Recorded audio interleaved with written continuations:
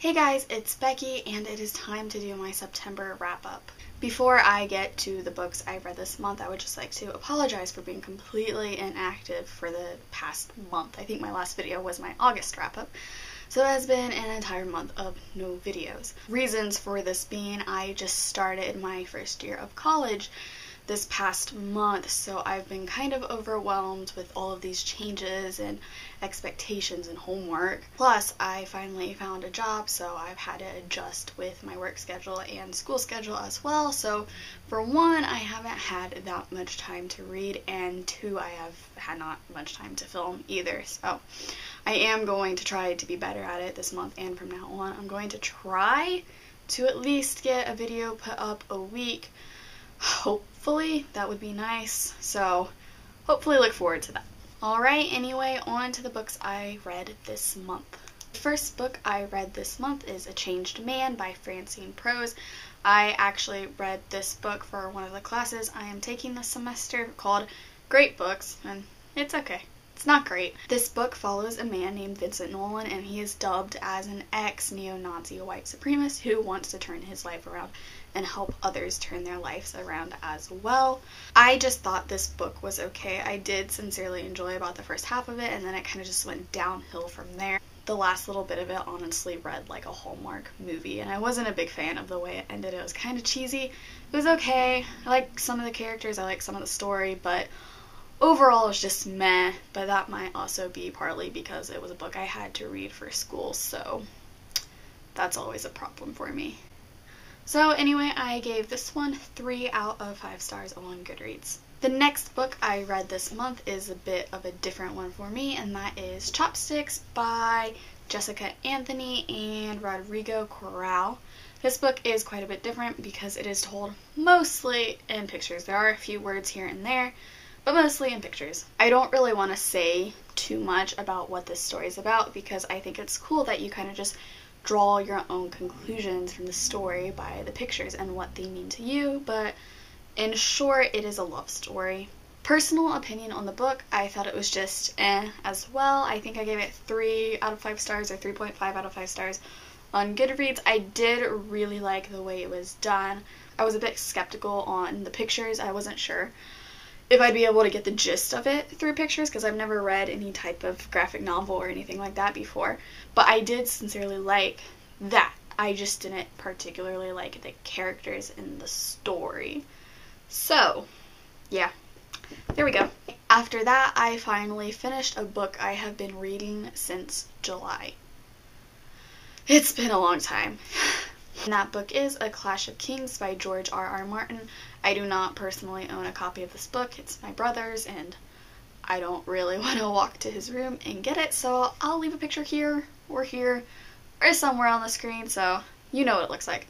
If you are unaware, A Clash of Kings is the second book in the A Song of Ice and Fire series by George R.R. Martin, and I think it's like 700 pages.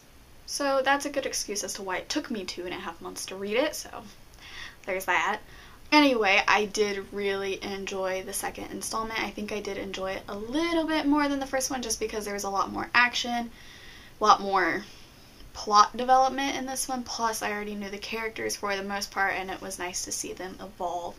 Things like that. So I believe I gave this one 4 out of 5 stars on Goodreads. Next, I picked up In the Place of Justice by Wilbur Rideau, something along those lines. And again, this is a book for my Great Books class this semester, and I got through a whole 107 pages of this book, and I just cannot do it. In short, this book is a memoir about a man in the 1960s who was put on death row because he killed somebody. The murder took place in the early 1960s, I believe, and he was a black young man, so it deals a lot with the way blacks were treated in that time, or at least the 100 pages I read were about that. In my opinion, I think the story has the potential to be very, very captivating. Ow, I bit myself. In my opinion, I think this story has great potential to be very captivating. I just personally could not get into the way that he wrote. It was very detailed, and at this point he was in solitude quite a bit of the time, so it was a lot of mental processing and detail, and I could not do it. And I don't know if I am going to finish this because I kind of need to for my class, but also kind of don't want to, so anyway, I'm not giving this one a rating because I did not finish it. So there we go. Next, I read The Beauty That Is Heir of Fire by Sarah J. Maas, the third installment to the Throne of Glass series.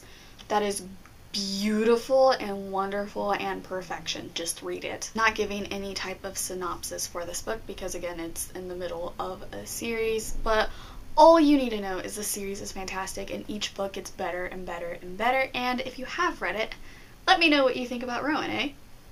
I'm not from Canada. Why did I say A? Obviously, 5 out of 5 stars from me, and I need the 4th one. Now. Right now. Next, I read The Infinite Sea by Rick Yancey. This is the second book in the Fifth Wave trilogy. Yeah, I liked it. I know quite a few people weren't a huge fan of this book. One, because it is significantly shorter than the first one. This one's 300, the first one's like 500, I think. And also because this book is significantly different than the first one. But I liked it because of that. I will say I did still like the Fifth Wave a bit more than this installment, but I did enjoy this one as well. I really liked Ringer's perspective in particular in this one. Was not a big fan of Ringer at all in the first book. I'm not really sure why. It's been over a year since I read it, so I am a bit fuzzy with some of the things that happened in that one, but I really, really, really enjoyed Ringer in this one. She's probably my favorite perspective in this one. But yeah, biggest complaint about this was actually his writing style, Rick Yancey's writing style at times, because he repeats himself a lot. I would say he has a really symbolistic writing style. He's always comparing, making metaphors, and symbolizing specific things, and he overdid it a lot in this book. The amount of times that the words "an infinite sea" were written in this book was a bit ridiculous.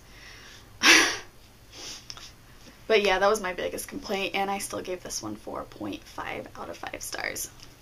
Alrighty, and the last book I read this month was The Maze Runner by James Dashner. This one was actually a reread for me. I originally read it 3 years ago when I was a sophomore in high school, and I had just gotten into dystopian books. So that was different. The movie just came out about a week and a half ago, I believe, so I actually went and saw the movie and then reread it. I'm really glad I did because there were so many changes in the movie, and I normally don't have a big problem with it. I still really, really liked the movie for what it was in general, and I did like it as an adaptation as well, but I just don't understand why certain character traits were switched, if that makes sense.